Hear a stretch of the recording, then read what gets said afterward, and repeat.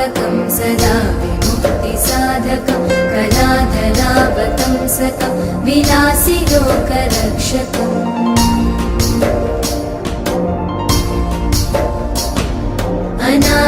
अनायकैकनायकं विनाशिते भदैत्यकं नताशुभाशुनाशकं नमामि तं विनायकम्